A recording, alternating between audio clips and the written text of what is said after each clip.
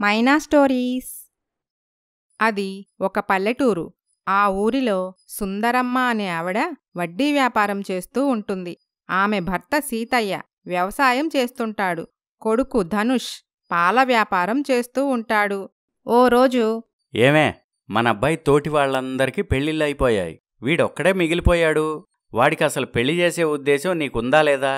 తొందరపడితే ఎలాగండి? నేను ఆ పనిలోనే ఉన్నాను కదా. తొందర కాదే, ఇప్పటికే చాలా ఆలస్యమైంది.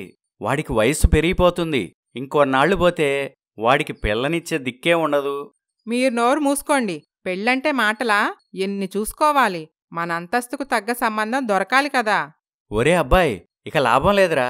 మీ అమ్మ మాటలు నమ్ముకుంటే నువ్వు బ్రహ్మచారిగా మిగిలిపోవటం ఖాయం. నీకు నచ్చిన అమ్మాయి ఎవరో ఒకరిని చూసి పెళ్లి చేసేసుకోరా. మీరసలు తండ్రేనా? కొడుక్కి ఇలాంటి మాటలేనా చెప్పేది? తండ్రిని కాబట్టే నా కొడుకు భవిష్యత్తు గురించి బెంగతో అలా చెప్పాను. ఒరేయ్, మీ నాన్న అలాగే అంటాడు కాని నువ్వు మాత్రం అంత పని చెయ్యకు. నీకు రావలసిన లక్షల కట్నం మీద నేనెన్నో ఆశలు పెట్టుకున్నాను. వీలైనంత త్వరలో మంచి సంబంధం చూసి నీ పెళ్లి జరిపిస్తాను. అలాగే అమ్మా, నీ ఇష్టం అని గేదెల షెడ్డుకు వెళ్ళిపోతాడు ధనుష్. సీతయ్య పొలం వెళ్ళిపోతాడు. సుందరమ్మ వడ్డీ వసూళ్ల కోసం ఊరిలోకి బయలుదేరుతుంది. ఏంటి సాంబయ్య ఇది? రేపిస్తానెల్లుండిస్తానని 3 నెల్లుగా వడ్డీ ఇవ్వకుండా నన్ను నీ ఇంటి చుట్టూ తిప్పుకుంటున్నావు. అదిగా సుందరమ్మగారు, ఈ సంవత్సరం పంట దిగుబడి సరిగ్గా రాలేదు. అందుకే ఇవ్వలేకపోతున్నాను. వచ్చే పంటపై ఎలాగైనా మీ అప్పు తీర్చేస్తాను. ఎలా తీరుస్తావు? వచ్చే పంట కూడా సరిగ్గా పండకపోతే ఏంటి పరిస్థితి? అది కాదండి, మాకు కొద్దిగా టైం ఇవ్వండి, మీ అప్పు తీర్చేస్తాం. ఎంత టైం ఇచ్చినా మీ వల్ల కాదులే గాని మీ అప్పు తీర్చే మార్గం ఒకటి చెప్తాను, చేస్తారా? ఏంటది సుందరమ్మగారు? మీ కూతుర్ని నా కొడుక్కిచ్చి పెళ్లి చెయ్యండి. మీకున్న పొలం మొత్తం కట్నం కింద నా కొడుక్కి రాసిచ్చేయండి. అలా ఎలా ఇస్తావమ్మా? మాక్కూడా ఓ కొడుకున్నాడు. అంతా కూతురికిచ్చేస్తే మరి మా కొడుక్కేమివ్వాలి? నీ కొడుక్కి వాడి భార్య తరపు నుండి ఆస్తి వస్తుంది కదా, దాంతో హాయిగా బ్రతికేస్తాడులే. మరి మేమేం తిని బతకాలమ్మా? మీదేముందయ్యా, గిద్దెడు బియ్యం వండుకుంటే సరిపోయే. కాబట్టి ఇద్దరూ కూలో నాలో చేసుకుంటూ దర్జాగా బ్రతకొచ్చు. చూడు సుందరమ్మా, నీకివ్వాల్సిన ఆ బోడి అప్పు కోసం మేం కూలివాళ్లలా మారలేం. మా చేతులారా మా అమ్మాయి గొంతు కొయ్యలేం. ఏమయ్యో, ఆ బీరువాలో ఉన్న డబ్బు తెచ్చి ఈవిడిగారికిచ్చేయ్. అదేంటే, ఆ డబ్బు రేపు వేయబోయే పంటకి పెట్టుబడి కోసం ఉంచాం కదా. అప్పుడు సంగతప్పుడు చూసుకుందాంలేవయ్యా, ముందు ఈవిడ్ని పంపేయ్ అని అనటంతో సాంబయ్య డబ్బు తెచ్చిస్తాడు. అది తీసుకొని సుందరమ్మ వెళ్ళిపోతుంది. ధనుష్ గేదెల షెడ్డు దగ్గర పాలు పోస్తూ ఉంటాడు. ఒరే ధనుష్, ఓ లీటర్ పాలు పోయి. ఏంటత్తా, రోజూ పాలకి మీ అమ్మాయి వచ్చేది కదా, ఈరోజు నువ్వొచ్చావేంటి? ఏం చేయమంటావురా? నీ బాధ పడలేక మా అమ్మాయి నన్ను పంపింది. నేనేం చేశానత్తా? ఏం చేసేదేంట్రా, రోజూ మా అమ్మాయిని నిన్ను పెళ్లి చేసుకోమని అడుగుతున్నావంట కదా. ఏదో నీ మంచితనం తెలుసు కాబట్టి నిన్నేమీ అనటం లేదు. అదే ఇంకొకడైతేనా తోలు ఒలిచి ఆరేసేదాన్ని. మీ అమ్మాయిని నాకిస్తే పూల్లో పెట్టుకొని చూసుకుంటా. నీకివ్వటానికి నాకేం అభ్యంతరం లేదురా, కాని మీ అమ్మ గయ్యాళి, ఊరుకుంటుందా? అమ్మో, దానివల్లే నీకు పిల్లనివ్వటానికి ఎవ్వరూ ముందుకు రావటం లేదు అని చెప్పి వెళ్ళిపోతుంది. ఇంట్లో సుందరమ్మ తనలో తాను, వీళ్లకాడు కాలా, ఒక్కళ్ళు కూడా నా కొడుక్కి పిల్లనివ్వటం లేదు. చెప్తా వీళ్ల సంగతి. ఇక నుండి అప్పు కావాలనొస్తే వడ్డీల మీద వడ్డీలు పెంచి చుక్కలు చూపిస్తా అని అనుకుంటూ ఉంటుంది. అప్పుడే అక్కడికి వచ్చిన సీతయ్య, ఏంటే నీలో నువ్వు గొనుక్కుంటున్నావు? ఏమీ లేదులే గాని ఇంతకీ నేను చెప్పిన విషయం ఏం చేశావు? మీ చెల్లెల్ని అడిగారా లేదా? అబ్బా, చెవులు చిల్లులు పడేలాగా ఎందుకే అంత గట్టిగా అరుస్తావు? నాకేమన్నా చెవుడనుకుంటున్నావా? కాస్త నెమ్మదిగా చెప్పొచ్చు కదా. నా మాట తీరే అంతా తెలియనట్టు కొత్తగా మాట్లాడతారేంటి? తెలుసులే గాని ఇంకెప్పుడు ఇలాగే ఉంటానంటే కుదరదు కదా. త్వరలో కోడలు కూడా రాబోతుంది. తనతో కూడా ఇలాగే మాట్లాడావనుకో భయపడి పారిపోతుందే. అలా అని మీ అందరి కోసం నా ప్రవర్తన మార్చుకోవాలా ఏంటి? నేనింతే ఉంటాను. ఏ, ఇన్నాళ్ళు మీరు సర్దుకుపోవటం లేదు, అలాగే ఆ వచ్చే కోడలు కూడా సర్దుకుపోతుంది. ఒకవేళ సర్దుకోపోతే? అప్పుడు అది వెళ్ళటం కాదు, నేనే దాన్ని పుట్టింటికి తరిమేస్తాను. ఇది నా ఇల్లు, అంతా నా పెత్తనమే ఉండాలి. నేనడిగిన దానికి సమాధానం చెప్పలేదు. ఇంతకీ మీ చెల్లెల్ని అడిగారా లేదా? అడిగాను, కానీ నా చెల్లెలు తన కూతుర్ని మన అబ్బాయికి ఇవ్వనంది. ఎందుకట? వాడికేం తక్కువ? తక్కువ వాడికి కాదే, నీకు. నాకా? నాకేం తక్కువట? సహనం తక్కువట. నీ గయ్యాల్తనం తనకు తెలీదా? తెలిసి తన కూతుర్ని నీ కోడలుగా ఎలా పంపిస్తుంది? ఏదోలే ఆడపడుచు కదా అని ప్రేమతో నేనే ఒక మెట్టు దిగొచ్చి పిల్లనడిగితే నకరాలు చేస్తుందే. ఆహా, ఏమి నంగనాచి మాటలు మాట్లాడుతున్నావే? నీ సంగతి నాకు తెలీదా? నా చెల్లి ఆస్తిపర్రాలు. ఒకటే కూతురని దాని కూతుర్ని నీ కోడలుగా చేసుకోవాలని చూస్తున్నావు. లేకపోతే అసలు వాళ్ళ వైపు నువ్వు కన్నెత్తి చూసేదానివా? అయినా నీ చెల్లెలు కాదంటే నా కొడుక్కి ఇంకెవ్వరూ పిల్లనివ్వరనుకుంటున్నారా ఏంటి? నీ గయ్యాల్తనం తెలిసిన వాళ్ళెవ్వరూ కూడా మన అబ్బాయికి పిల్లనివ్వటానికి ముందుకు రారు. ఎందుకు రారు? చూస్తూ ఉండండి, వాడి పెళ్ళి ఎలా చేస్తానో. సరేలే, ఇది మన అబ్బాయి పెళ్లి విషయం. ఇందులో నీకు నాకు పంతమేముంది? వాడి పెళ్లి జరిగితే నాకు సంతోషమే కదా అని అనుకుంటారు. ఓ రోజు సీతయ్య బజార్లో నడుచుకుంటూ వెళ్తుండగా పెళ్ళిళ్ల పేరయ్య ఎదురవుతాడు. అమ్మో, ఈయన కంటబడ్డానేంటి? కొడుకు పెళ్లి సంబంధం గురించి అడిగి చావుగొడతాడు అని తలవంచుకొని వెనక్కి వెళ్లబోతాడు పేరయ్య. అది గమనించిన సీతయ్య, ఏంటండి పేరయ్య గారు, నన్ను చూసి కూడా చూడనట్టు అలా మొహం తిప్పుకొని వెళ్తున్నారు? మరేం చేయమంటారయ్యా? మీరు అడిగే ప్రశ్నకి నా దగ్గర సమాధానం లేదు, అందుకే ఇలా చేస్తున్నాను. అదేంటి పేరయ్యా, ఈ చుట్టుపక్కల అన్ని ఊరి వాళ్ళకి పెళ్లి చేసేవాడి నువ్వు. అలాంటిది నా కొడుక్కి ఒక్క సంబంధం తీసుకురాలేకపోతున్నావే? కారణం మీకు తెలియంది కాదు కదా. మీ ఇంటి పేరు చెప్తేనే జనాలు దడుచుకుంటున్నారు. అడుగు తినేవాడికైనా ఇస్తాంగాని ఆ ఇంటికి మాత్రం పిల్లని పంపమంటున్నారు. పేరయ్య గారు, మీరు కూడా అలా చేతులెత్తేస్తే ఎలా చెప్పండి? మరేం చేయమంటారు సీతయ్య గారు? మీ ఆవిడగారి నోటి దురుస్తనం అలాంటిది. మరి ఈ చుట్టుపక్కల గ్రామాల్లో ఎవ్వరూ పిల్లనివ్వటానికి సిద్ధంగా లేరు అని వెళ్ళిపోతాడు పేరయ్య. ఆ పక్కనే ఉన్న పల్లెటూరులో ఓ పేద కుటుంబం ఉంది. తల్లిదండ్రి కూలి పనికి వెళ్తూ ఉంటారు. వారి కూతురు ప్రియంవద ఇంట్లోనే మిషన్ కుట్టుకుంటూ ఉంటుంది. ఓ రోజు పొరుగింటావిడ, ఏంటక్కా, కూతుర్నింకా ఎన్నాళ్ళిలా ఇంట్లో ఉంచుకుంటావు? పెళ్లి చేసి అత్తారింటికి పంపాలి కదా. సంబంధాలు చూస్తున్నాం చెల్లి, మేమా కట్నాలిచ్చుకోలేము. మా తాహతుకు తగ్గ సంబంధం దొరకాలి కదా. దొరకాలని చూస్తూ కూర్చుంటే కుదరదక్కా. ఈ రోజుల్లో కట్నాలు లేకుండా ఆడపిల్లలకి పెళ్లి కావటం చాలా కష్టం. ఏ అప్పో సొప్పో చేసైనా పిల్లకి పెళ్లి చేయాలి.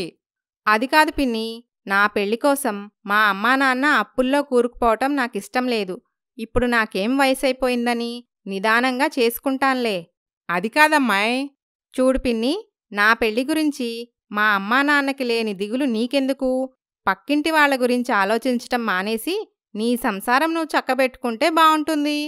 అబ్బో, ఎప్పుడూ మౌనంగా బెల్లం కొట్టిన రాయిలా ఉండేదానివి బాగానే మాట్లాడుతున్నావే. ఏమో అనుకున్నాను, గడుసుదానివే. మరేం చేయమంటావు పిన్ని? మీలాంటి మనుషుల మధ్య బ్రతకాలంటే ఆ మాత్రం గడుస్తనం లేకపోతే ఎలా? అని పక్కింటావిడ నోరు మూయిస్తుంది ప్రియంవద. ఏంటి పేరయ్య గారు, అర్జెంటుగా రమ్మని కబురు పెట్టారు? విషయం ఏంటంటే, మీ అబ్బాయికో మంచి సంబంధం చూశానండి. మీ అంతస్తుకు తగ్గవాళ్లే. అవునా పేరయ్య గారు? చాలా సంతోషం. మీకెంతో రుణపడి ఉంటాను. అంతేకాదు, ఈ పెళ్లి ఖాయమైతే మీకు పట్టు వస్త్రాలు పెట్టి మీ కష్టానికి తగ్గ సంభావన ఇచ్చుకుంటాను. అది తర్వాత చూద్దాంలే సీతయ్య గారు. అసలు సమస్య అది కాదు, వేరే ఉంది. అందుకోసమే మిమ్మల్ని పిలిపించాను. అవునా? ఏంటో చెప్పండి పేరయ్య గారు. 100 అబద్ధాలు ఆడైనా ఒక పెళ్లి చేయమన్నారుగా మన పెద్దలు. అందుకని మీ ఆవిడ గయ్యాల్తనం వాళ్ళకి చెప్పలేదు. మంచి పని చేశారు పేరయ్య గారు. మరిక కంగారు దేనికి?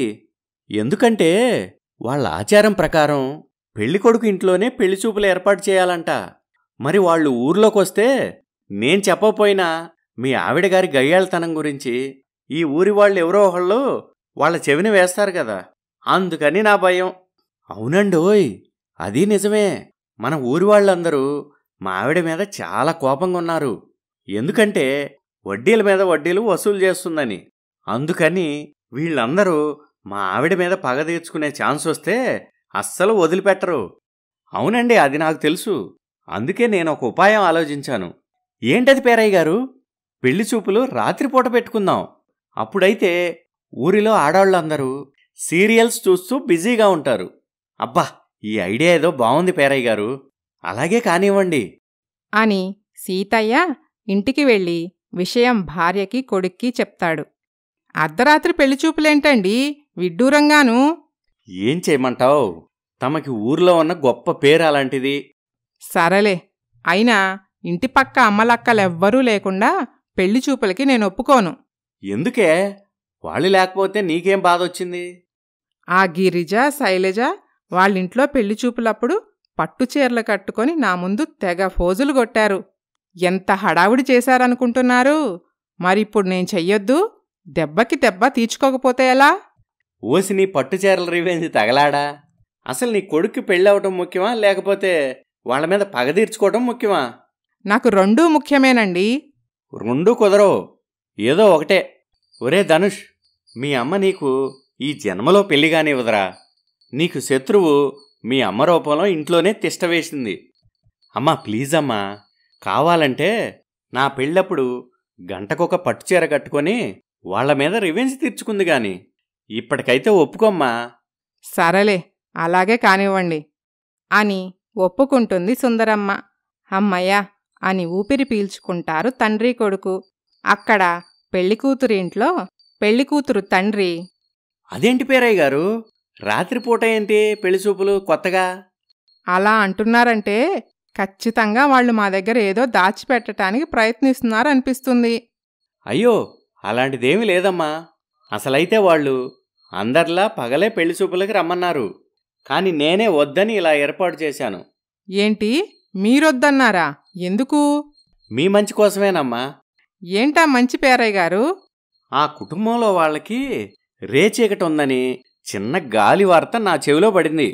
అది నిజమో కాదో తెలీదు. నేరుగా వాళ్ళని వెళ్ళి అడిగితే నిజం చెప్పరు కదా. పోని సంబంధం వదులుకుందామా అంటే చాలా మంచి కుటుంబం, అందుకే ఈ ఏర్పాటు చేశాను. మంచి పని చేశారు పేరయ్య గారు, మీరు చెప్పినట్టే వెళ్దాం అని అనుకుంటారు. అనుకున్నట్టే ఓ రోజు ఆడపెళ్లి వాళ్ళు రాత్రిపూట పెళ్లి చూపులకి బయలుదేరతారు. ఇదిగో వాళ్ళొచ్చే టైం అయింది. వాళ్ల ముందు నీ గయ్యాలి గొంతేసుకుని అరవకు, కాస్త సున్నితంగా మాట్లాడు. అలాగేలేండి. అదిగో మాటల్లోనే వచ్చేశారు. రండి రండి. నమస్తే అండి. నమస్తే అండి. ఈవిడ నా భార్య, వీడు మా అబ్బాయి ధనుష్. నమస్తే వదిన గారు. నమస్తే నమస్తే. అవును బాబూ, ఈ రోజుల్లో అందరూ ఉద్యోగాలు చేస్తుంటే నువ్వేంటి పాల వ్యాపారం చేస్తున్నావు? నాకు ఒకరి కింద పనిచేయటం కంటే సొంతగా వ్యాపారం చేసుకోవటమే ఇష్టమండి. చక్కగా ఆలోచించావు బాబూ అని అనుకుంటారు. పేరయ్య చెవిలో పెళ్లికూతురు తండ్రి, పేరయ్య గారు, పెళ్ళికొడుకు బానే ఉన్నాడు. అతనికి రేచీకటి ఏమీ లేదు. అవునండి, అబ్బాయిని చూస్తే అర్థమవుతుంది అని అనుకుంటారు.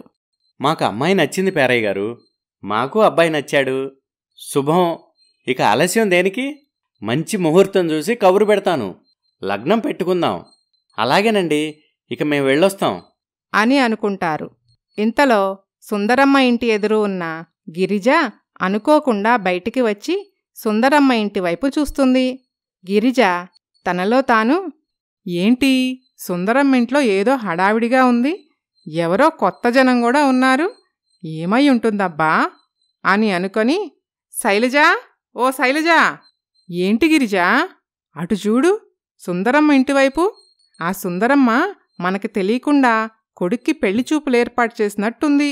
అవునవును, మన కళ్ళు గప్పి కొడుకు పెళ్లి చేయాలని చూస్తుంది. ఆ సుందరమ్మ అనుకుంటే మాత్రం మనం జరగనిస్తామా ఏంటి? అదిగో పెళ్లివాళ్లు బయలుదేరుతున్నట్టున్నారు, పోదాం పదా అని వాళ్ల దగ్గరికి వెళ్తారు. ఏంటండి, సుందరమ్మ కొడుక్కి పెళ్లి చూపులకొచ్చారా? అవునండి. సంబంధం కుదిరిందా? కుదిరిందండి. అమ్మాయి మీ సొంత కూతురా లేక సవతి కూతురా? నా కూతురే. అయినా అదేంటి అలా అడిగారు? మరి ఈ ఇంటికి పిల్లనిస్తుంటే అలా అడక్క ఎలా అడగమంటారు? అయినా నువ్వేం తల్లివమ్మా, దగ్గరుండి కూతురు గొంతు కోయటానికి నీకు మనసెలా ఒప్పింది? ఏంటి అలా అంటున్నారు? వాళ్ళ ఇల్లు వాకిళ్ళు బానే ఉన్నాయి కదా, వాళ్ళకి పిల్లనిస్తే ఏమవుతుందట? ఆ సుందరమ్మ గయ్యాళి గంప. తన గురించి బహుశా మీకు తెలీదనుకుంటా. దాని ముందు ఎవ్వరూ కాపరం చేయలేరు. ఈ చుట్టుపక్కల ఊర్ల వాళ్ళందరికీ ఈ విషయం బాగా తెలుసు. అందుకే ఒక్కళ్ళు కూడా దాని కొడుక్కి పిల్లనివ్వటానికి ముందుకు రారు. మీరు కొత్తవాళ్ళు కదా, మిమ్మల్ని బురిడీ కొట్టించారు. అందుకే ఎవ్వరికీ తెలియకుండా పెళ్లిచూపులు కూడా రాత్రిపూట పెట్టారు. అమ్మో అమ్మో, విన్నారా అండి? మా కళ్ళు తెరిపించారు. మా అమ్మాయి జీవితాన్ని కాపాడారు. మీకు చాలా కృతజ్ఞతలమ్మా. అమ్మో, ఆ పేరయ్యగాడు ఎంత పనిచేశాడు! రాని, ఇంటికొస్తాడుగా, అప్పుడు చెబుదాం వాడి సంగతి అని అనుకుంటూ కోపంగా అక్కడ్నుంచి వెళ్ళిపోతారు. విషయం తెలియని పేరయ్య, అమ్మయ్యా, ఇన్నాళ్లకు మీ అబ్బాయి పెళ్లి కుదిరింది. దీని అంతటి కారణం మీరే పేరయ్య గారు. మీకు చాలా రుణపడి ఉంటాం. ఒట్టి మాటలేనా సీతయ్య గారు? ఈ సంబంధం కుదర్చడానికి నేనెంత కష్టపడ్డానో మీకు తెలియంది కాదు. అయ్యో, మీ కష్టానికి తగిన ఫలితం ఉంటుంది.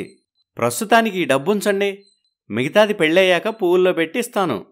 అలాగేనండి, చాలా సంతోషం. ఇక ఈ పెళ్లిని ఎవ్వరూ ఆపలేరు. మీరు ధైర్యంగా ఉండండి అని అనుకుంటూ సంతోషంగా ఇంటికి వెళ్ళిపోతాడు పేరయ్య. ఓ రోజు వారితో లగ్నం గురించి మాట్లాడటానికి వాళ్ల ఇంటికి వెళ్తాడు. పేరయ్యని చూసిన పెళ్లికూతురు తండ్రి మనస్సులో, రా పేరయ్య రా, నీకోసమే ఎదురుచూస్తున్నా. మమ్మల్నే మోసం చేయాలని చూస్తావా? నీ సంగతి చెప్తాంరా అని అనుకుంటాడు. అదేమీ తెలియని పేరయ్య, అమ్మా నమస్కారం. ఈ నెలలో బ్రహ్మాండమైన ముహూర్తం ఉంది. వెంటనే లగ్నం పెట్టుకుంటే మంచిది. అలాగా పేరయ్య గారు, ఇంత మంచి సంబంధం తీసుకొచ్చినందుకు మీకో మంచి బహుమతి తీసుకొచ్చాం. అవునా అమ్మా? ఏది, ఇలా ఇవ్వండి. అలా ఊరికే చేతికివ్వకూడదు పేరయ్య గారు. మిమ్మల్ని సత్కరించి ఆ బహుమతి మీ చేతిలో పెట్టాలి. ఒక్కసారి కళ్ళు మూసుకోండి.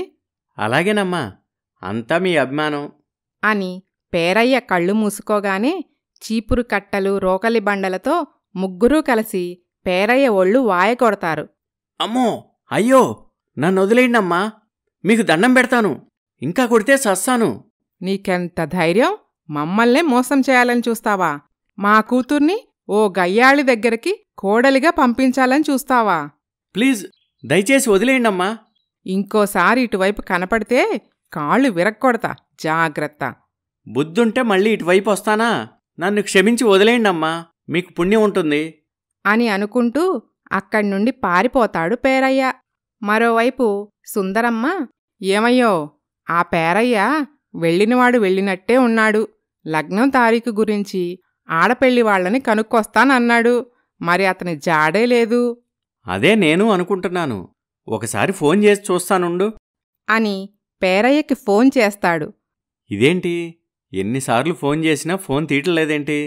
నాన్నా, కొంపతీసి ఆడపెళ్లి వాళ్లకి అమ్మ గయ్యాలితనం గురించి తెలిసిపోయిందేమో. ఒరే, నువ్వొకడివి, ప్రతిసారి నా మీద పడేడుస్తావు. అలా ఏం జరుగుండదులే.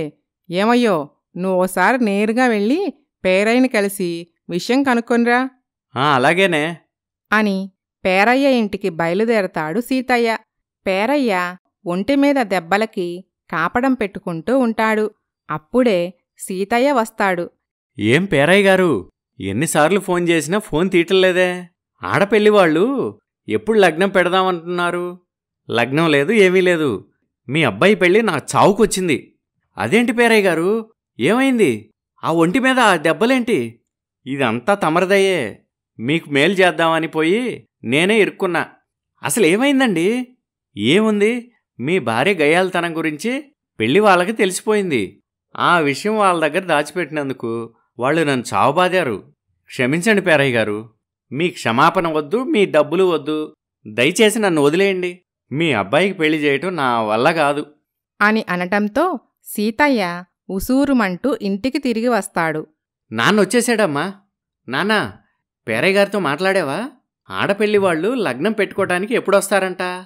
సీతయ్య ఏమీ మాట్లాడకుండా మౌనంగా సోఫాలో కూర్చుంటాడు. మీకేమైనా చెవుడా? అబ్బాయి అంతలా అడుగుతుంటే సమాధానం చెప్పకుండా అలా మౌనంగా ఉంటారేంటి? ఒరే ధనుష్, ఇక నువ్వు పెళ్లి గురించి ఆలోచించుకోవటం మంచిది.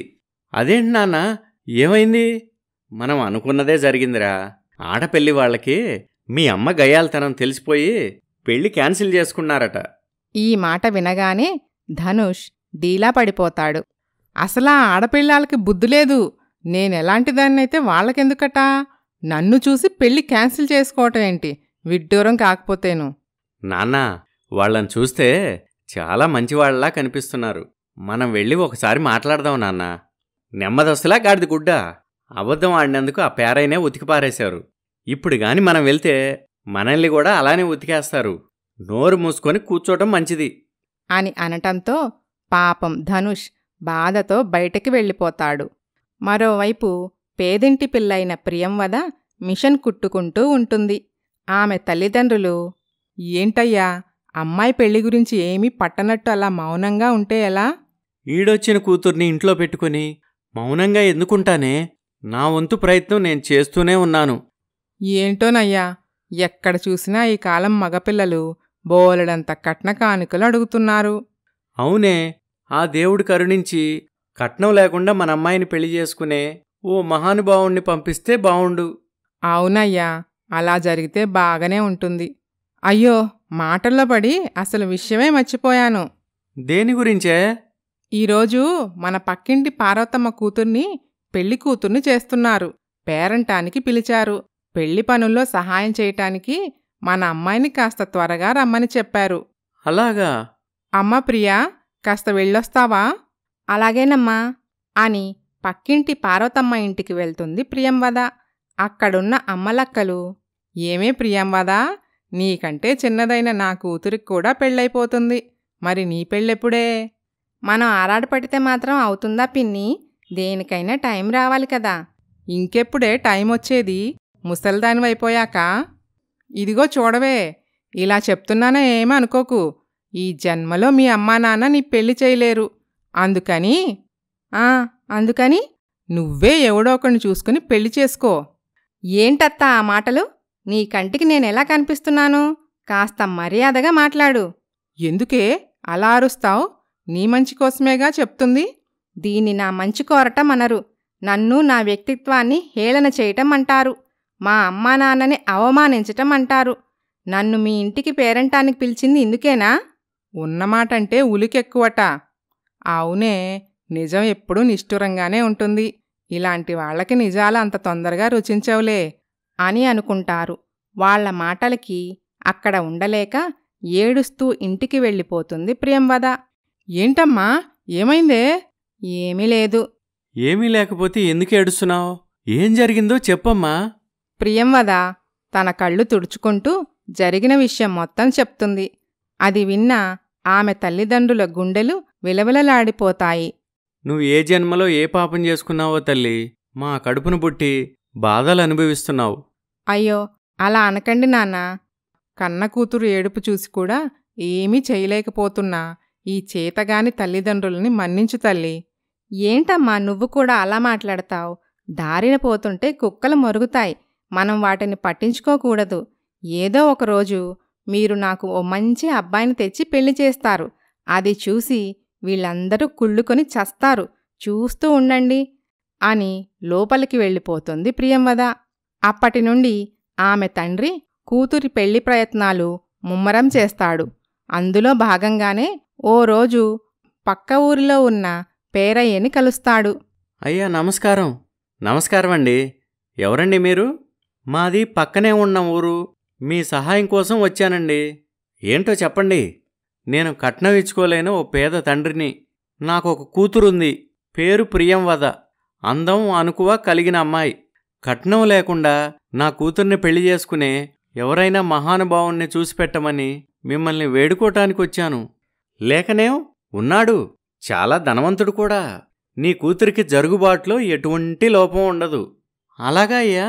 అయితే ఆ సంబంధమేదో మా అమ్మాయికి ఖాయం చేసి పుణ్యం కట్టుకోండి.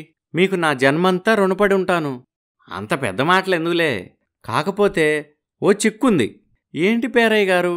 వాళ్ళమ్మ గయ్యాలి గంప. మరి నీ కూతురు అలాంటి కుటుంబంలో కాపురం చేయటానికి ఇష్టపడుతుందా? మా కూతురికి పెళ్లి కావటమే మాకు గొప్ప వరం పేరయ్య గారు. అమ్మాయి పెళ్లి కావాలే గాని ఆమె అత్తగారి మనసెరిగి నడుచుకుంటుంది. అలాగా? సరే అయితే మగ పెళ్లివారితో మాట్లాడి కబురు చేస్తాను. అలాగే పేరయ్య గారు అని ప్రియంవద తండ్రి చాలా సంతోషిస్తాడు. సీతయ్య గారు, సీతయ్య గారు, పేరయ్య గారు, మీరా? రండి రండి, కూర్చోండి. మీ ఒంటి మీద దెబ్బలు తగ్గాయా? వాటి మొహం, అవి నన్నేం చేస్తాయండి? మీకు ఓ ముఖ్యమైన విషయం చెప్పాలని ఇలా వచ్చాను. ఏంటది పేరయ్య గారు? మీ అదృష్టం మళ్ళీ తలుపు తట్టింది. మీ అబ్బాయిని వెతుక్కుంటూ మళ్ళీ ఇంకో సంబంధం వచ్చింది. అవునా పేరయ్య గారు? మా వల్ల మీకు అంత అవమానం జరిగినా మనసులో పెట్టుకోకుండా ఇంకా నా కోసం సంబంధాలు చూస్తున్నందుకు మీకు చాలా కృతజ్ఞతలండి. తీసుకురాకేం చేస్తాడులేరా? ఇది కాకపోతే ఇంకొకటి, అలా 100 సంబంధాలైనా తెస్తాడు కాని వచ్చే సంభావనని ఎలా వదులుకుంటాడు? చూడండమ్మా, సంభావన కోసం సంబంధాలు తెస్తారు గాని ఎవరూ తన్నులు తినరు కదమ్మా. అన్నిసార్లు డబ్బు కోసమే చెయ్యం. మాకు కూడా వృత్తి ధర్మం అంటూ ఒకటి ఉంటుంది. పైగా మీ వారి మంచితనం దానికి తోడు. దానికి అవన్నీ అర్థం కావులే పేరయ్య గారు.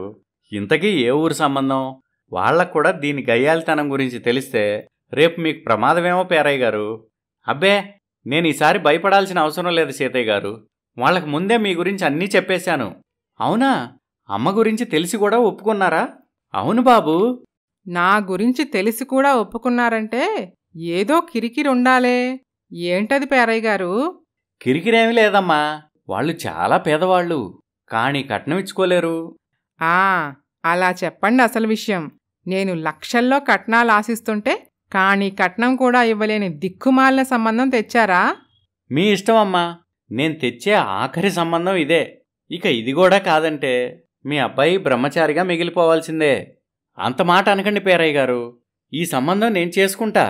అవును పేరయ్య గారు, కట్నం లేకపోతేనేం, అణుకువైన కోడలైతే చాలు. నాకు చాలదు. నాకీ సంబంధం అస్సలు ఇష్టం లేదు. ఏంటే అలా మాట్లాడతావు?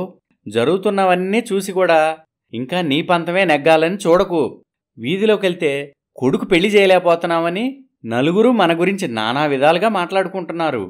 అమ్మా, నువ్వు ఒప్పుకున్నా ఒప్పుకోకపోయినా నేను ఈ పెళ్లి చేసుకొని తీరుతా అని అనటంతో గత్యంతరం లేక సుందరమ్మ సరే అలాగే కానివ్వండి అని ఒప్పుకుంటుంది. కాని మనసులో మాత్రం రూపాయి వడ్డీ తక్కువైనా వదలని నేను లక్షల కట్నం వదులుకుంటానా? పెళ్ళయ్యాక దానిచేత కట్నం ఎలా రాబట్టుకోవాలో నాకు బాగా తెలుసులే అని అనుకుంటుంది.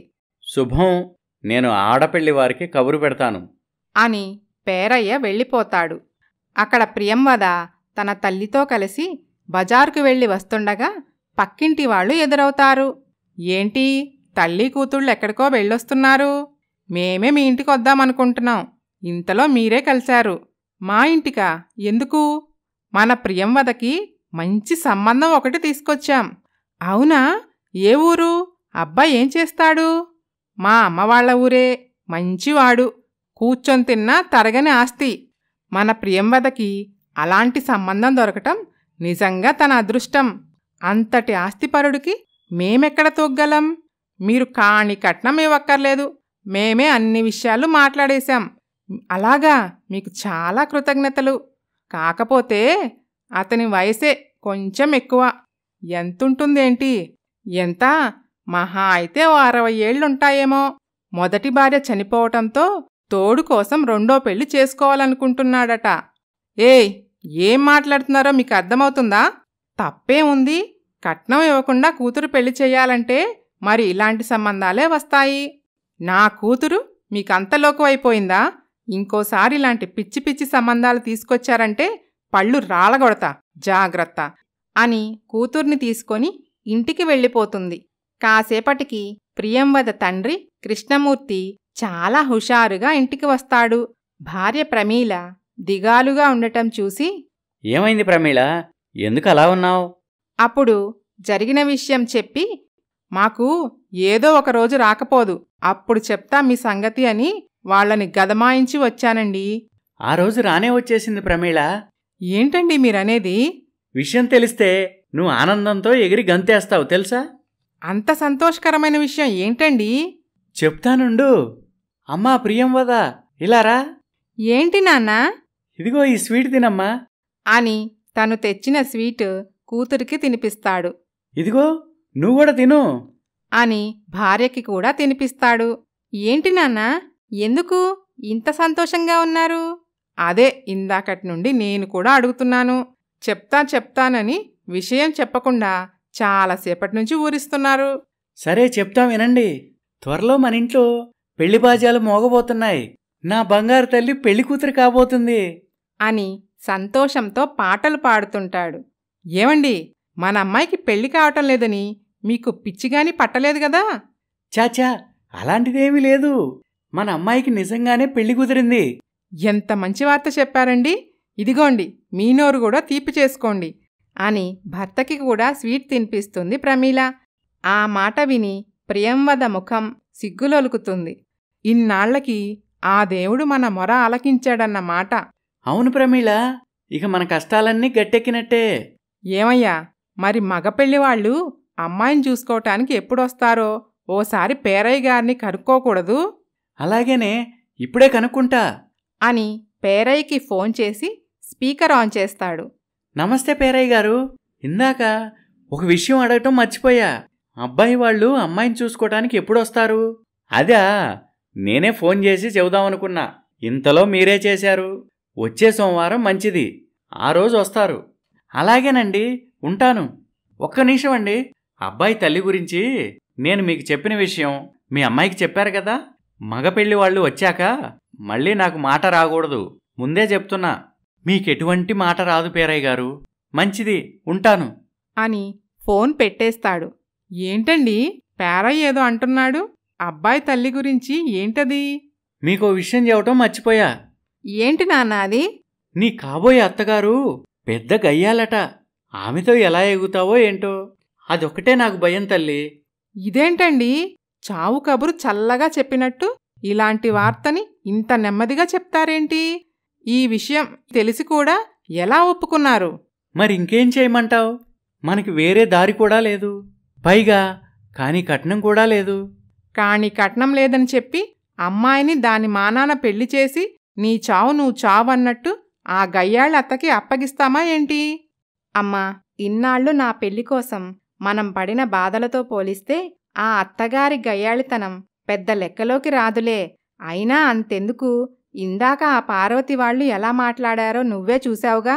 ఎవరో ఏదో అనుకుంటారని తొందరపడి నీ జీవితాన్ని పాడు చేసుకోకమ్మా.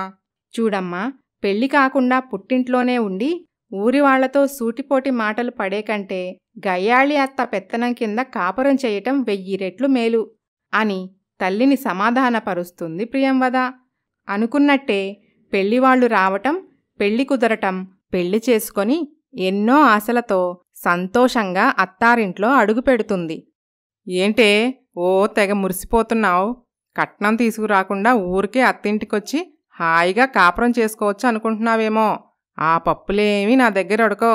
నాకు రావాల్సిన కట్నం వడ్డీతో సహా నాకు దక్కాల్సిందే. అమ్మా, మళ్ళీ మొదలుపెట్టావా నీ డబ్బు గోల? గోలేంట్రా గోల? డబ్బులెవరికీ ఊరికే రావు. పైసా పైసా కూడబెట్టి వాటిని వడ్డీలకు తిప్పుతూ ఈ ఆస్తిని ఇంత చేశాను. అయితే మాత్రం నీ వడ్డీల బుద్ధి సొంత కోడల దగ్గర కూడా చూపించాలా? నేను చెప్పేది కోడలికే అయినా కట్నం ఇచ్చే బాధ్యత వాళ్ళ పుట్టింటి వాళ్ళదే కదరా. అత్తగారి మాటలకి ప్రియంవద భయపడిపోతుంది. ఇదేంటత్తయ్యగారు ఇలా మాట్లాడుతున్నారు? కట్నం ఇచ్చే స్తోమత మా అమ్మానాన్నకి లేదు. పేరయ్యగారు కట్నమిచ్చే అవసరం లేదు అంటేనే నేనీ పెళ్లికి ఒప్పుకున్నాను. ఏమే, వచ్చి రాగానే కొత్త కోడలపై గయ్యాలతనమేంటి? ఇలా చేశావంటే భయపడి పుట్టింటి పారిపోతుంది. నా గయ్యాళితనం తెలిసే ఈ పెళ్లికి ఒప్పుకుంది కదా, ఇక పారిపోయేదేముందిలే. ఎంత తెలిసినా నువ్విలా వచ్చి రాగానే తనపై అరిస్తే హడలిపోదా అమ్మా? ఏంట్రోయ్, పెళ్ళయి ఒక్కరోజే అయ్యింది, అప్పుడే నీ పెళ్ళానికి సపోర్టుగా మాట్లాడుతున్నావే? ఏమే, పెళ్ళైన కొత్తలో నేను కూడా ఇలాగే నీకు సపోర్టుగా మాట్లాడా కదా, మర్చిపోయావా ఏంటి? గుర్తుందిలేండి. ఒరే ధనుష్, మీ అమ్మ ఇలాగే అంటుంది గాని నువ్వు అమ్మాయి లోపలికి తీసుకెళ్ళు. అలాగే నాన్న అని ధనుష్ ప్రియంవదని లోపలికి తీసుకువెళ్తాడు. ఏంటండి అత్తయ్యగారు అలా అంటున్నారు? నిజం చెప్తున్నాను, మీరు కట్నం తీసుకోనన్నారనే మిమ్మల్ని పెళ్లి చేసుకున్నాను. ఇప్పుడు మళ్ళీ మాట మార్చి కట్నం కావాలంటే మా అమ్మా నాన్న ఎక్కడి నుండి తీసుకురాగలరు చెప్పండి? నువ్వేం భయపడకు ప్రియంవద, అమ్మ అలాగే మాట్లాడుతుంది. నాకొచ్చే కట్నంపై మా అమ్మ చాలా ఆశలు పెట్టుకుంది. ఇప్పుడు సడన్గా రూపాయి కూడా రాపోయేటప్పటికి బాధలో అలా మాట్లాడిందిలే. నువ్వేం పట్టించుకోకు అని నచ్చచెప్తాడు ధనుష్. అక్కడ ప్రియంవద తల్లిదండ్రులు, ఏమయ్యా అల్లుడుగారు మన అమ్మాయిని ఎంత కట్నం లేకుండా చేసుకుంటే మాత్రం మనం అసలు ఏమీ ఇవ్వకుండా ఉండటం పద్ధతి కాదు. అయితే ఏం చేద్దామంటావే? నాకు డ్వాక్రా గ్రూప్లో కొంత లోన్ వస్తుంది. ఆ డబ్బు అల్లుడుగారికిచ్చి మోటార్ సైకిల్ కొనుక్కోమని చెప్దాం అలాగే చేద్దామే అని అనుకుంటారు. ఓ రోజు సుందరమ్మ వడ్డీ వసూళ్లకి ఊర్లోకి వెళ్తుంది. అక్కడ, ఇదేంటి వడ్డీలో 100 రూపాయలు తగ్గాయి? అది కాదక్కా, ఈ నెల కొంచెం సర్దుబాటు కాలేదు, వచ్చే నెలలో కల్పిస్తాన్లే. ఆ పప్పులేం ఉడకవు నా దగ్గర, లోపలికెళ్ళి పట్టుకురాపో. సరే ఇస్తాన్లే కాని నేను విన్నది నిజమేనా? నీ కొడుక్కి పెళ్లి చేశావట కదా, లక్షల్లో కట్నం తీసుకుంటానని గొప్పలు పలికి చివరికి తికాణా లేని దానిలాగా కాని కట్నం తీసుకోకుండా ఫ్రీగా చేసుకున్నావటగా. మేం రూపాయి వడ్డీ తక్కువిస్తేనే అల్లాడిపోయి కేకలు వేసేదానివి, మరిప్పుడు కొడుకు విషయంలో ఇలా చేశావేం సుందరమ్మా? అలా కాకింకేం చేస్తుందిలేవే, మన మీద బుసలు కొట్టే ఈ సుందరమ్మ ఇంట్లో మాత్రం కూరలు పీకేసిన పాములా ఓ మూల పడుంటుంది అని వారిద్దరూ నవ్వుకుంటారు. ఆ విధంగా ఆ ఊరి జనం సుందరమ్మని హేళన చేస్తూ ఆవిడ మీద ఉన్న కోపం తీర్చుకోవాలని ప్రయత్నిస్తూ ఉంటారు. సుందరమ్మ కోపంగా ఇంటికి వెళ్ళిపోతుంది. ఏంటే అలా రుసరుసలాడుతున్నావేంటి? అప్పుల వాళ్ళ మీద? కాదు, మీమీదే. నా మీద నేనేం చేశానే? కట్నం వద్దని చెప్పి కొడుక్కి పెళ్లి చేశారు. ఇప్పుడు చూడండి, ఊరి వాళ్ళంతా నన్ను హేళన చేసి మాట్లాడుతున్నారు. వాళ్ల సంగతి వదిలేయ్.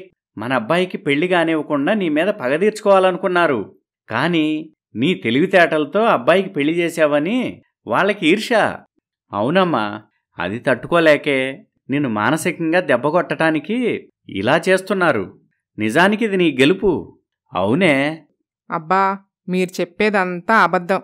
నాకు కట్నం రాకుండా చెయ్యాలని, నా నుండి కోడల్ని రక్షించాలని మీ పథకం.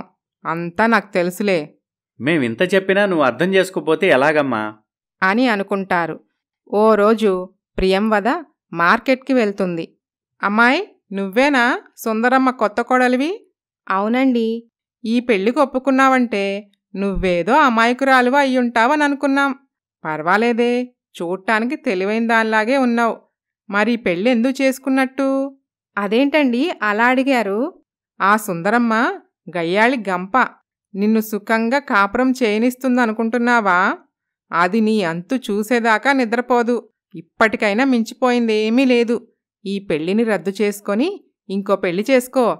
ఇదేంటి ఇలా చెప్తున్నారు? దీనివల్ల మీకొచ్చే లాభమేంటి? మాకేం లాభం లేదమ్మాయ్. ఏదో ఒక ఆడపిల్ల జీవితం నాశనం అవ్వకూడదని మా ఆవేదన. సరేనండి, నాకు ఆలస్యం అవుతుంది, బయలుదేరతాను అని అక్కడి నుండి వెళ్ళిపోతుంది ప్రియంవద. ఏమే, మన పథకం పారుతుందంటావా? తప్పకుండా పారుతుందే. దాని మొహం చూస్తే తెలియటం లేదు, మన మాటలు పూర్తిగా నమ్మేసింది అని అనుకుంటారు. ధనుష్ గేదెల షెడ్డు దగ్గర ఉంటాడు. ఏమండి, ఈ ఊరి వాళ్ళకి అత్తయ్యగారి మీద కోపం చాలా ఉంది. అది నీకెలా తెలుసు? ఇప్పుడు మార్కెట్కి వెళ్ళా కదా, అక్కడ ఏం జరిగిందంటే అని జరిగిన విషయం మొత్తం చెప్తుంది. అది విని ధనుష్, కొంపదీసి వాళ్ళు చెప్పినట్టు నన్ను వదిలేసి వెళ్తావా ఏంటి? చచ, అలా ఎప్పటికీ చేయనండి. మీరు నా దేవుడు. నేను మా అమ్మా నాన్న సంతోషంగా ఉన్నామంటే కారణం మీరే. ఏ జన్మలో ఏ పుణ్యం చేసుకున్నానో నాకు మీ భార్యనయ్యే అదృష్టం దక్కింది. అమ్మయ్య, థ్యాంక్యూ ప్రియంవద. లక్షల కట్నం తెచ్చిన భార్యలు భర్తల్ని తమ చెప్పు చేతల్లో పెట్టుకోవాలని చూస్తారు. కానీ ఏ కట్నం తీసుకురానే నీలాంటి భార్యలు భర్త మాటకి ఎదురు చెప్పకుండా వారి అడుగుజాడల్లో నడుచుకుంటారు. ఏదేమైనా నేను చాలా అదృష్టవంతుణ్ణి అని అనుకుంటాడు.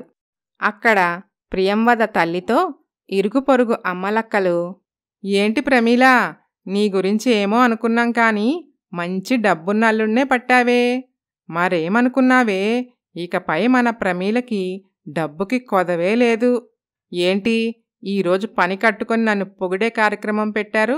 ఇంతకీ మీ ఇద్దరికి ఏం కావాలేంటి? చిన్న సాయమే ప్రమీల. మీ వియ్యపురాలు డబ్బులు వడ్డీకిస్తుందట కదా. అయితే మా ఇద్దరికీ కొంత డబ్బు కావాలి. కొంచెం ఆవిడతో మాట్లాడి తక్కువ వడ్డీకి ఏర్పాటు చేస్తావా? ఎంతైనా మనం ఒకటి. కష్టాల్లో ఒకరికొకరు సహాయం చేసుకోవాలి కదా. మనస్సులో ప్రమీల, వియ్యపురాలికి వడ్డీ వ్యాపారం ఉంటే నాకేం ఉపయోగం? అయినా నాకే దిక్కులేదు. ఇక మీకేమిప్పిస్తాను? ఎలాగైతేనేం వీళ్ళని ఒక దుమ్ము దులిపే అవకాశం వచ్చింది అని అనుకుంటుంది. ఏంటి ప్రమీల, మాట్లాడకుండా మౌనంగా ఉన్నావేంటి? అబ్బే ఏమీ లేదు. మామూలుగా అయితే సహాయం చేసేదాన్ని. కానీ ఒకప్పుడు నా కూతురికి ముసలాడి సంబంధం ఒకటి తెచ్చి మమ్మల్ని చాలా హేళన చేశారు కదా. ఆ అవమానం నేనెలా మర్చిపోతాననుకుంటున్నారు?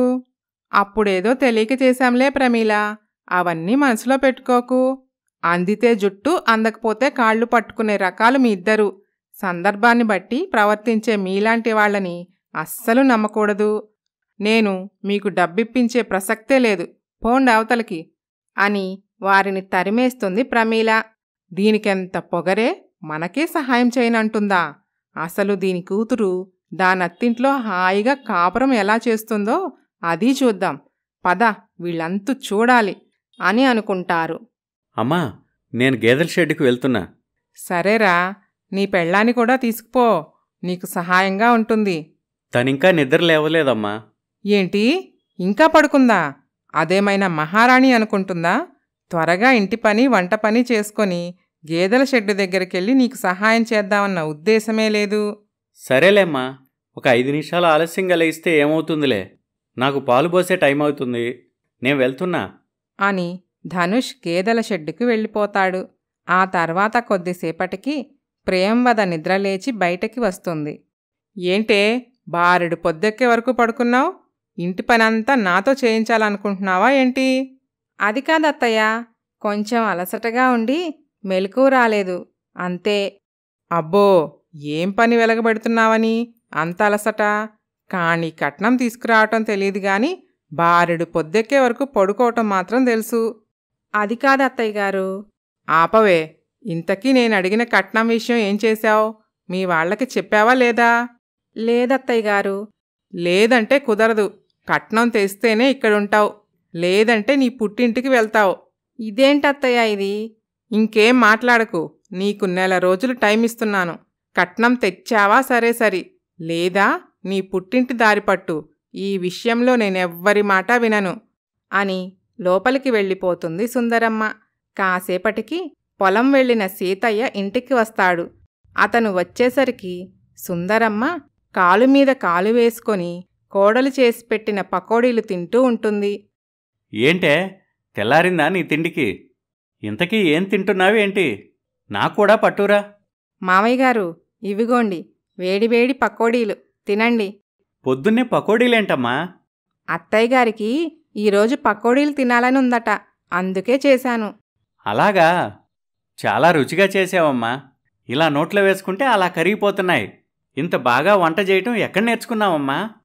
అబ్బో, కోడల్ని పొగిడింది చాలే. ఆ సోదాపి పకోడీలు తినండి, చల్లారిపోతున్నాయి. తింటున్నాలేవే. అప్పుడే ఆ వీధి గుండా సోది చెప్పే అమ్మాయి, సోది చెబుతానమ్మ సోది, సోది చెబుతానమ్మ సోది అని అనుకుంటూ వెళ్తూ ఉంటుంది. ఆ మాటలు విన్న సుందరమ్మ పకోడీలు ప్లేటు పక్కన పెట్టి వీధిలోకి పరిగెడుతుంది. అది చూసిన ప్రియంవద మనస్సులో, ఇదేంటి, ఆ సోదమ్మాయి మాట వినగానే అత్తయ్యగారు అలా పరిగెడుతున్నారు అని అనుకుంటుంది. ఇంటి బయటికి వెళ్ళిన సుందరమ్మ సోదమ్మాయితో సోది చెప్పించుకుంటూ ఉంటుంది. చెప్పమ్మా, జరిగింది చెప్పమంటావా, జరుగుతున్నది చెప్పమంటావా, జరగబోయేది చెప్పమంటావా? అది కాదు సోదమ్మి, ఈ మధ్య నాకేమీ అస్సలు కలిసి రావటం లేదు. వడ్డీల వాళ్ళు ఎగ్గొట్టేస్తున్నారు. కొడుక్కి రావలసిన లక్షల కట్నం రాకుండా పోయింది. ఎందుకంటావ్? అదా తల్లి, నీకు నరదిష్టి బాగా ఉంది, అందుకే ఇలా జరుగుతాంది. నరుడి కంటికి నల్లరాయైనా బద్దలైపోతుందంట. నువ్వు సర్వనాశనమైపోవాలని ఎంతోమంది కోరుకుంటున్నారు తల్లి. వాళ్లకాడు కాలా, వాళ్లకి నేనేమన్యాయం చేశానని నా వెనుక ఇంత కుట్ర చేస్తున్నారా? నీకేం భయమక్కర్లేదు తల్లి. నా దగ్గర ఓ మహిమగల తాయెత్తు ఉంది. అది కట్టుకున్నావంటే నీకు పట్టిన నరదిష్టి మొత్తం పోతుంది. అలాగా సోదమ్మి, ఆ తాయెత్తేదో త్వరగా కట్టి పుణ్యం కట్టుకో. తప్పకుండా కడతానమ్మా. కాకపోతే ఆ తాయెత్తు ఖరీదు 5,000. ఏంటి, మరీ అంత రేటా? అవును తల్లి. మరి మీకున్న దిష్టి మామూలు దిష్టి అనుకుంటున్నారా? అది పోవాలంటే ఆ మాత్రం ఖర్చు పెట్టాలి తల్లి. సరే సరే, ఇస్తాలే, కట్టు అని చేతికి తాయెత్తు కట్టించుకొని ఆమెకి డబ్బులిస్తుంది సుందరమ్మ. అది చూసి ఆశ్చర్యపోతుంది ప్రియంవద. ఆ తర్వాత గేదెల షెడ్డు దగ్గరికి వెళ్తుంది. ఏమండి, చేతులు కడుక్కొచ్చి ఈ పకోడీలు తినండి. వస్తున్నా. ధనుష్ పకోడీలు తింటూ, ఏంటి ప్రియంవద, దీర్ఘంగా ఆలోచిస్తున్నావు? దేని గురించి? అత్తయ్య గారి గురించేనండి. అమ్మ మళ్ళీ ఏమైనా అందా నిన్ను? అది కాదండి, రూపాయి వడ్డీ తగ్గినా ఒప్పుకోని అత్తయ్య గారు ఈరోజు సోది చెప్పే అమ్మాయికి 5,000 ఇచ్చింది. అవునా? మా అమ్మ అలాగే చేస్తుంది. ఆమెకు మొదటి నుంచి మూఢనమ్మకాలు ఎక్కువ. వాళ్ళేం చెప్తే అదే నమ్మేస్తుంది. అదేంటండి, ఎందుకు? ఒకప్పుడు మేం పెద్ద ఆస్తిపరులం కాదు. ఆ సమయంలో ఓ సోది చెప్పే వ్యక్తి మా అమ్మతో, నువ్వు వడ్డీ వ్యాపారం చెయ్యి, కలిసొస్తుంది, లక్షాధికారి అవుతావని చెప్పాడట. అన్నట్టుగానే అతని మాట నిజమైంది. అప్పటినుంచి ఈ సోది చెప్పేవాళ్ల మీద మా అమ్మకి బాగా గురి కుదిరింది. వాళ్ళు ఏం చెప్పినా గుడ్డిగా నమ్మేస్తుంది. ఓహో, అదా సంగతి. అన్నట్టు చెప్పటం మర్చిపోయాను. మా అమ్మ మనల్ని ఒకసారి ఇంటికి రమ్మని చెప్పిందండి. ఎందుకు? ఏమో తెలీదండి. సరే పద వెళ్దాం అని ప్రియంవద పుట్టింటికి వెళ్తారు. కూతుర్ని అల్లుణ్ణి చూసుకొని కృష్ణమూర్తి ప్రమీల మురిసిపోతారు. కుశల ప్రశ్నల అనంతరం, అల్లుడుగారు, ఈ డబ్బు తీసుకొని మోటార్ సైకిల్ కొనుక్కోండి. అయ్యో మామయ్య గారు, ఇప్పుడెందుకు ఇవన్నీ? నేనేం అడగలేదు కదా. ఏంటి ప్రియంవద, నువ్వేమైనా అడిగావా? లేదండి, నేనేం అడగలేదు. అమ్మాయి అడగలేదు బాబూ. మేమే మా తృప్తి కోసం ఏదో మాకు చేతనైనంతలో మీకివ్వాలనుకుంటున్నాం. కాదనకండి. డబ్బిచ్చి నన్ను ఇలా ఇబ్బంది పెట్టకండి. ఏంటి ప్రియంవద ఇది? నువ్వైనా చెప్పు. అవునమ్మా, ఇలాంటివేమీ వద్దు. అల్లుడు కోసం అప్పు చేయటం ఏమీ బాలేదు. వెంటనే ఆ అప్పు తీర్చేసి ప్రశాంతంగా ఉండండి అని తల్లిదండ్రులకు నచ్చచెప్పి ఇంటికి వెళ్ళిపోతారు. విషయం తెలుసుకున్న సుందరమ్మ, ఏంటి, అల్లుడికి మోటార్ సైకిల్ కొనివ్వటానికి మీ వాళ్ల దగ్గర డబ్బుంది, కానీ నాకివ్వాల్సిన కట్నానికి మాత్రం డబ్బు లేదు, అంతేగా? అది కాదు అత్తయ్య గారు, మేం చాలా పేదవాళ్ళం. మీకు తెలిసిందే కదా. ఏదో అల్లుడు కోసం మా వాళ్ళు అప్పు చేశారట, వద్దని వారించి వచ్చాం అని చెప్తుంది ప్రియంవద. సుందరమ్మ మనసులో, ఇక దీన్నడిగి లాభం లేదు, నేరుగా వాళ్ళమ్మా నాన్నతోనే తేల్చుకుంటా అని అనుకుంటుంది. ఓ రోజు సుందరమ్మ ప్రమీల వాళ్ళింటికి వెళ్తుంది. రండి రండి వదినగారు, మాట మాత్రం ఫోన్ చేయకుండా అకస్మాత్తుగా వచ్చారేంటి? ఏం రాకూడదా? అయ్యో, నా ఉద్దేశం అది కాదు వదినా. అన్నయ్య గారు, అల్లుడు గారు బావున్నారా? నీ కూతురు గురించి ముందడిగితే నేనేమనుకుంటానోనని నా కొడుకు భర్త గురించి అడుగుతున్నావా? ప్రమీల మనస్సులో, ఇదేంటి ఇలా తేడాగా మాట్లాడుతుంది అని అనుకుంటుంది. ఏమే, చెల్లెమ్మ రాక మన ఇంటికొచ్చింది. నేనెళ్ళి మాంసం తెస్తాను, బిర్యానీ చేద్దు. నేను మీ మర్యాదల కోసం రాలేదు, నాకు రావలసిన కట్నం డబ్బుల కోసం వచ్చాను. కట్నం డబ్బులేంటి చెల్లెమ్మ? మేం కట్నం ఇచ్చుకోలేమని అప్పుడే చెప్పాం కదా. అంటే మాత్రం ఊరుకుంటానా ఏంటి? కూతుర్ని కన్నప్పుడు తెలీదా పెద్దయ్యాక పెళ్లి చేయాలంటే కట్నం ఇవ్వాలని? అయినా కట్నం ఇవ్వటం చేతకాని నువ్వు కూతుర్నెందుకు కన్నావయ్యా? కూతురికి మొగుడిని తేరగా పట్టేద్దామనుకున్నావా ఏంటి? అలా చాలా మాటలంటుంది సుందరమ్మ. కృష్ణమూర్తి ప్రమీల మొహం చిన్నబుచ్చుకుంటారు. మీ కోపానికి అర్థముంది వదినగారు, కానీ మా స్తోమతని కూడా మీరు అర్థం చేసుకోవాలి కదా. నాకవన్నీ అనవసరం. కట్నం ఇస్తే మీ అమ్మాయి మా ఇంట్లో ఉంటుంది, లేదంటే పుట్టింటి దారి పడుతుంది. ఆలోచించుకోండి.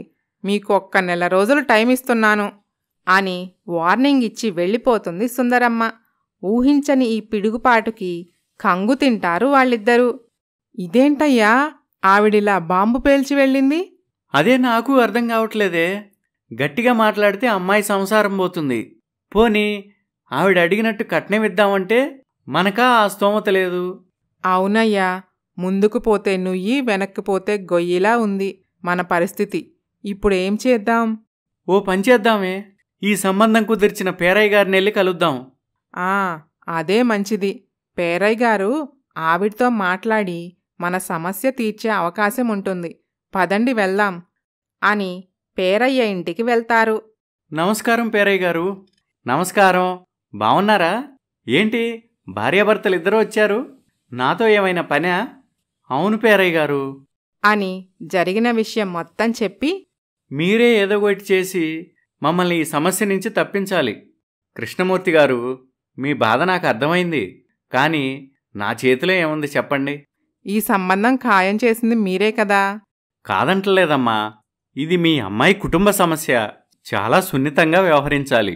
ఏ చిన్న పొరపాటు జరిగినా మీ అమ్మాయి సంసారం చిక్కుల్లో పడుతుంది. మీ మీదే ఆశలు పెట్టుకొని వచ్చాం. మీరే ఈ సమస్యని పరిష్కరించాలి.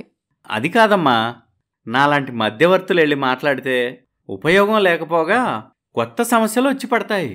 మీ మంచి గురించి ఆలోచించే చెప్తున్నా. అయినా మాట్లాడమంటే చెప్పండి, నా వంతు ప్రయత్నం నేను చేస్తా.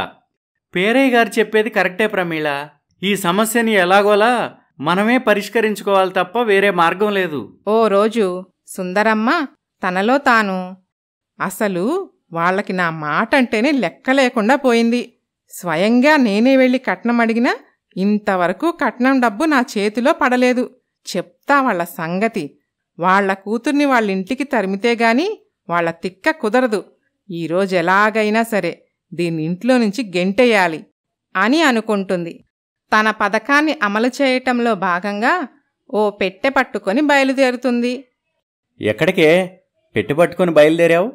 నేను ఈ ఇంట్లో నుండి వెళ్ళిపోతున్నాను. ఎందుకమ్మా? కారణం నీ భార్యేరా. అది ఈ ఇంట్లో ఉంటే నేనుండను. మీరెలాగూ ఆవిడ గారిని వదలరు కదా, అందుకే నేనే వెళ్ళిపోతున్నాను. ఒసేయ్, నీకేమన్నా పిచ్చి పట్టిందా? ఎందుకు ఇలా ప్రవర్తిస్తున్నావు? నేను ఈ ఇంట్లో ఉండాలంటే అది కట్నం తీసుకురావాల్సిందే, లేదా దాని పుట్టింటికి వెళ్ళిపోవాలి, అంతే అని మొండిపట్టు పడుతుంది. సుందరమ్మని కన్విన్స్ చేయటం చాలా కష్టంగా మారుతుంది. ఎవ్వరి మాట వినిపించుకోదు. ఇక ఆమెకి సర్ది చెప్పలేక మౌనంగా ఉండిపోతారు. అదే అదునుగా సుందరమ్మ ప్రియంవదపై రెచ్చిపోతుంది. నడవ్వే బయటకి, కట్నం తీసుకొస్తేనే నా ఇంటి గడప తొక్కు అని ప్రియంవదని ఇంటి నుండి గెంటేస్తుంది. పెట్టాబేడా తీసుకొచ్చిన కూతుర్ని చూసి కృష్ణమూర్తి, ఏమైందమ్మా, పెట్టెతో వచ్చావు? ఏముంది, మనం అనుకున్నదే జరిగినట్టుంది. వాళ్ళత్త కట్నం కోసం అమ్మాయిని ఇంటి నుండి గెంటేసుంటుంది. ఆ విషయం మీకెలా తెలుసమ్మా? నేనెప్పుడు మీతో అనలేదే. మీ అత్తగారు మొన్నీ మధ్య మన ఇంటికి వచ్చారులేమ్మా అని జరిగిన విషయం మొత్తం చెప్తుంది ప్రమీల. అది విన్న ప్రియంవద, ఇంత జరిగినా నాకెందుకు చెప్పలేదు మీరు? తెలుసుకొని నువ్వు మాత్రం ఏం చేయగలవమ్మా? బాధపడటం తప్ప. అవునమ్మా, అందుకే చెప్పలేదు. నువ్వేం బాధపడకమ్మా. మన ఇల్లు అమ్మి మీ అత్తగారు అడిగినంత కాపోయినా ఎంతో కొంత ఇచ్చి నీ కాపురం నిలబెడతాం. వద్దు నాన్న, మీకంటూ ఉన్న ఈ కొంచెం నీడ కూడా లేకుండా చేసుకోవద్దు. నా తలరాత ఎలా రాసిపెట్టుంటే అలా జరుగుతుందిలే. కూతురు కాపురం కంటే మాకు ఇల్లు ముఖ్యం కాదమ్మా. ప్లీజ్ అమ్మా, నా మాట వినండి. ఆ నిర్ణయం మానుకోండి అని వాళ్లకి నచ్చ చెప్తుంది. కొన్నాళ్లు గడిచిపోతాయి. ఏదో ఒకరోజు తన తల్లి మారిపోయి కోడల్ని పిలుస్తుందేమో అని ఎదురు చూస్తూ ఉంటాడు ధనుష్. ఈ విధంగా జరుగుతూ ఉండగా ఓ రోజు సుందరమ్మ తన కొడుక్కి పెళ్లి చూపులు ఏర్పాటు చేస్తుంది. ఎవరే ఇళ్ళంతా? పెళ్లివాళ్లు మన అబ్బాయిని చూసుకోటానికి వచ్చారు. అమ్మా, నీకేమన్నా మైండ్ పోయిందా? పెళ్ళైన నాకు పెళ్లి చూపులేంటి? అదేరా, నీ భార్య ఈ జన్మకి కట్నం తీసుకురాలేదు. అందుకే నీకింకో పెళ్లి చేసి నా కట్నం నేను రాబట్టుకుంటాను. చిచి, నీ డబ్బు బుద్ధి పోనిచ్చుకున్నావు గాదు అని తిడతాడు సీతయ్య. ధనుష్ వచ్చిన వారితో, చూడండి, నాకు ఇదివరకే పెళ్ళైపోయింది. నా భార్య తన పుట్టింటికి వెళ్ళింది. మా అమ్మ మిమ్మల్ని మోసం చేస్తుంది. ఇందులో మోసమేమీ లేదు బాబూ. సుందరమ్మ గారు మాకన్ని విషయాలు చెప్పారు. అలాగా? మీకు అసలు విషయం తెలియదనుకుంటా. నా భార్య పెద్ద గయ్యాళి గంప. మీరు ఈ ఊర్లో ఎవరినడిగినా చెప్తారు. పెళ్ళైనాక మీ అమ్మాయిని రాచి రంపాన పెడుతుంది. జాగ్రత్త. అత్త గయ్యాళి గంప అయితేనేం, అబ్బాయికి రెండో పెళ్ళైతేనేం, మాకు కావాల్సింది మా అమ్మాయి పెద్ద డబ్బున్న ఇంటి కోడలు కావటం. డబ్బు కోసం మీరు ఆశపడొచ్చు, కానీ మీ అమ్మాయి కాదు. అయ్యో, మీరు పొరపాటు పడుతున్నారు. నాకు ఈ పెళ్లి మనస్ఫూర్తిగా ఇష్టమేనండి. ఎవ్వరి బలవంతమూ లేదు. ఆ మాటకి కంగు తింటాడు ధనుష్. మాకన్నిటికంటే డబ్బే ప్రధానం బాబు అని పెళ్లి నిశ్చయించుకుని వెళ్ళిపోతారు వాళ్ళు. ధనుష్ హడావిడిగా ప్రియంవద దగ్గరికి వెళ్తాడు. ఏంటండి ఇలా వచ్చారు? మీరు నా దగ్గరికి వచ్చినట్టు అత్తయ్య గారికి తెలిస్తే గోలగోల చేస్తారు. ఇప్పుడు అంతకంటే పెద్ద సమస్య వచ్చింది ప్రియంవద. ఏంటండి అది? మా అమ్మ నాకు ఇంకో పెళ్లి చేయాలని చూస్తుంది. ఆల్రెడీ పెళ్లి చూపులు కూడా అయిపోయాయి. నేను ఎంత చెప్పినా వినేలా లేదు. నాకేం చేయాలో అర్థం కావటం లేదు. ఏమండి, మీరు కంగారు పడి నన్ను కంగారు పెట్టకండి. కాస్త స్థిమితపడండి. ఏం చెయ్యాలో ప్రశాంతంగా ఆలోచిద్దాం అని అనుకుంటారు. ప్రియంవద తల్లిదండ్రులు ధనుష్ మాటలు విని భయపడిపోతారు. ఏమయ్యా, ఇక ఆలస్యం చెయ్యకూడదు. వెంటనే మన ఇల్లు అమ్మేసి ఎలాగైనా కట్నం డబ్బులు ఇచ్చేయాలి. అమ్మాయి కాపురం నిలబెట్టాలి. వద్దమ్మా, తొందరపడకండి. నేనేదో ఒక ఉపాయం ఆలోచించి మా అత్తయ్య గారిని నా దారికి తెచ్చుకుంటాను అని తల్లిదండ్రులను, భర్తను స్థిమితపరిచి అక్కడ్నుంచి పంపిస్తుంది. ఆ తర్వాత అత్తగారిలో ఎలా మార్పు తీసుకురావాలా అని ఆలోచిస్తూ ఉండగా అప్పుడు ఆమెకి అత్తగారి మూఢనమ్మకాల పిచ్చి గుర్తుకు వస్తుంది. వెంటనే ఒక ఐడియా వస్తుంది ప్రియంవదకి. దాని గురించి భర్తకి, మామగారికి చెప్తుంది. వాళ్ళు ఆమె పథకానికి సపోర్ట్ చేస్తూ ఉంటారు. అందులో భాగంగా ప్రియంవద ఓ రోజు సోదమ్మాయి వేషం వేసుకుని వచ్చి సుందరమ్మ ఇంటి ముందు నిలబడుతుంది. సుందరమ్మా, ఓ సుందరమ్మా, ఓసారి బయటికి రా అమ్మా అని పిలవటంతో సుందరమ్మ బయటికి వస్తుంది. ఏంటి సోదమ్మీ, నా పేరు నీకెలా తెలుసు? నీ పేరే కాదు, నీ గురించి నాకంతా తెలుసు. నిన్ను హెచ్చరించిపోదామని ఇలా వచ్చాను. నీకో పెద్ద గండం రాబోతుంది. అమ్మో, గండమా? నాకా? ఏంటది సోదమ్మీ? నీ కొడుక్కి రెండో పెళ్లి చేయాలని చూస్తున్నావు కదా? అవును సోదమ్మీ, బాగా కట్నం ఇచ్చే సంబంధం ఒకటి దొరికింది. ఆ కట్నం డబ్బు వడ్డీలపై వడ్డీలు తిప్పి కోటీశ్వరరాలనవుతా. పిచ్చి సుందరమ్మ, కోటీశ్వరరాలివి కావాలంటే అసలు నువ్వు బ్రతికుండాలి కదా. అదేంటి సోదమ్మీ అలా అన్నావు? అవును సుందరమ్మ, నీ కొడుక్కి రెండో పెళ్లి జరిగిన మరుక్షణమే నువ్వు పుట్టుక్కున చస్తావు. ఓయమ్మో, నిజమా? నిజం సుందరమ్మ. అందుకని నీ కొడుక్కి రెండో పెళ్లి చేయాలన్న ఆలోచన మానై. అమ్మో, అలాగే సోదమ్మీ. ఇంకో విషయం, నీ ఇంటికి వచ్చిన అదృష్టాన్ని నువ్వే కాలదన్నుకుంటున్నావు. నేను నా అదృష్టాన్ని కాలదన్నుకున్నానా? దేని గురించి మాట్లాడుతున్నావు సోదమ్మీ?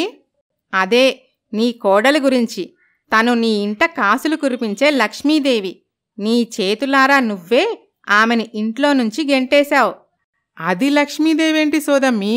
దాని పుట్టింటి వాళ్ళు కటిక దరిద్రులు. ఆ దరిద్రమే నాకు కూడా అంటుకుంటుంది. పొరపడ్డావు సుందరమ్మ.